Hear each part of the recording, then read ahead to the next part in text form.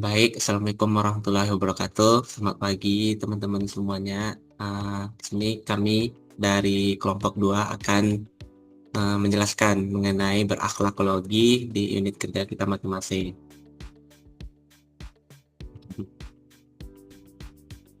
Sebelumnya, anggota dari kelompok 2, yang pertama ada Isnaini Sulhada, ada Muhammad Joshua Benjamin, ada Kak Tiara Monika Sitorus, ada Kak Imawati Indah, dan saya sendiri, Rujar Sekullah. Ini yang pertama, berakhlak.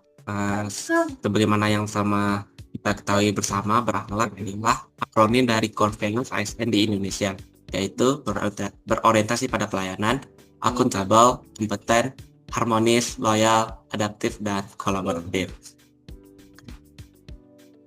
Yang pertama itu ada nilai dari berorientasi pada pelayanan yang akan dijelaskan oleh teman saya. Silakan. Baik, untuk berorientasi pada pelayanan itu pada dasarnya kan mindset kerja yang fokus ke user. Nah, kalau dalam konteks kita itu berarti masyarakat. Intinya layanan publik itu harus jalan dengan cepat, dengan tepat, responsif, dan ada empatinya biar kepercayaan masyarakat tetap secure gitu. Kalau di BBPCN Sumut sendiri, berorientasi pada pelayanan itu bagaimana kita ngehandle pembangunan dan maintenance jalan nasional. Targetnya nggak cuma proyek selesai juga, tapi kualitasnya tetap terjaga. Jadi masyarakat itu bisa merasa aman dan nyaman pakai jalan. Plus kalau ada laporan kerusakan, tim itu harus sigap turun tangan biar mobilitas publik itu nggak terganggu.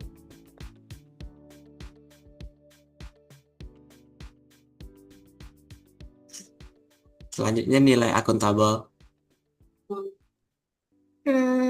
Baiklah, dari nilai akuntabel sendiri itu perwujudan tugas di unit kerja BPJN Riau. Nilai akuntabel itu diwujudkan melalui kerja yang jujur, transparan, serta sesuai dengan ketentuan yang berlaku. Nah, setiap laporan, pengelola anggaran, maupun pelaksanaan kegiatan itu disusun dengan data yang valid dan dapat dipertanggungjawabkan. Nah, sebagai contoh, itu adalah laporan kegiatan yang dibuat berdasarkan informasi yang benar, serta disajikan sesuai prosedur yang ditetapkan. Nah, penggunaan anggaran ini dilakukan secara tepat guna dan sesuai aturan sehingga keputusan yang dihasilkan itu dapat dipertanggungjawabkan kepada pimpinan dan masyarakat. Nah, itu tadi kesimpulan dari nilai akuntabel tadi. Terima kasih.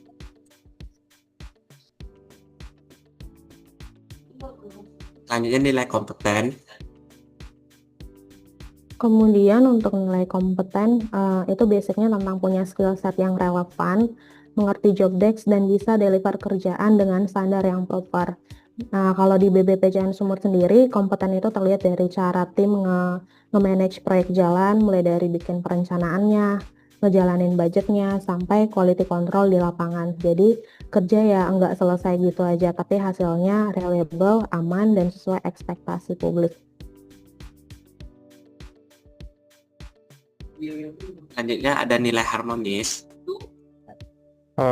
Dari nilai harmonis, harmonis ini menghargai setiap orang apapun latar belakangnya, suka menolong orang lain dan membangun lingkungan kerja yang kondusif. Di Badan Pelaksanaan Jalan Nasional Riau berfokus pada menciptakan dan memelihara lingkungan kerja yang kondusif untuk mencapai tujuan bersama. Nilai ini sangat penting karena BPJN Riau sendiri adalah instansi yang memerlukan kolaborasi antar pegawai dari berbagai latar belakang, dan baik teknis maupun administratif untuk memastikan proyek-proyek infrastruktur berjalan lancar. Salah satu perwujudannya adalah melalui senam bersama setiap hari Kamis, lalu melalui kegiatan badminton setiap Selasa dan Kamis, juga futsal atau mini soccer setiap 1 bulan sekali, untuk mempererat harmonis di Badan Pelaksanaan Jalan Nasional Riau. Terima kasih. Selanjutnya ada nilai loyal. Selanjutnya dari loyal ini memegang teguh ideologi Pancasila dan Undang-Undang Dasar 1945, setia kepada negara, menjaga nama baik sesama aparatur sipil negara dan negara, serta menjaga rahasia jabatan dan negara. Implementasi nilai loyal di Badan Pelaksanaan Jalan Nasional Riau berfokus pada memegang teguh ideologi Pancasila dan Undang-Undang Dasar 1945, setia kepada NKRI, serta menjaga nama baik instansi, pimpinan, dan sesama aparatur sipil negara. Di BPJN Riau berkomitmen melaksanakan apel secara offline setiap 1 bulan sekali pada minggu pertama, dan apel online pada minggu selanjutnya pada bulan tersebut dengan petugas apel yang selalu bergantian. Selanjutnya ada nilai adaptif. Selanjutnya, nilai adaptif itu di lingkungan unit kerja dimaksud agar setiap staf dapat menyesuaikan diri dengan perubahan-perubahan yang terjadi di lingkungan kerjanya. Misalnya contohnya yang di Direktorat Bendungan dan Danau saat ini tuh tahun ini dipecah menjadi 4 subdirektorat, yang sebelumnya itu 3 wilayah, sekarang jadi 4 wilayah gitu. Jadi sekarang ini itu ada penyesuaian di mana wilayah 3 itu mengalami perubahan wilayah pemantauan bendungannya, yaitu di di Pulau Kalimantan, Maluku, dan NTB, sehingga adanya adaptasi nih dari staf-stafnya, dimana kondisi stafnya itu belum jelas gitu, ketua timnya siapa, staf yang pasti duduk di wilayah 3 atau wilayah 4 itu siapa. Nah, tapi dengan kondisi seperti ini staf-stafnya itu tetap kompeten gitu dalam beradaptasi dengan kondisi tersebut, di mana misal ketua timnya tuh tetap mencari informasi-informasi bendungan yang baru masuk ke wilayah, dan juga mengajarkan kepada kita yang CPNS bagaimana proses-proses pekerjaan yang ada di wilayah tersebut begitu. Baik, terima kasih. Selanjutnya ada nilai kolaboratif. Nah, untuk nilai kolaboratif ini, kerjaan pada unit kerja kita atau terkhusus ini adalah BP2JK wilayah Sumatera Barat, tidak dapat dilakukan sendiri, melainkan membutuhkan kerjasama dengan berbagai pihak, seperti pemerintahan daerah, penyedia jasa, maupun masyarakat. Nilai kolaboratif ini diwujudkan dalam bentuk koordinasi, seperti rapat bersama dan kerja tim yang solid. Saya melihat bahwa semangat gotong royong yang selalu ditingkatkan agar tujuan bersama dapat tercapai dengan lebih baik.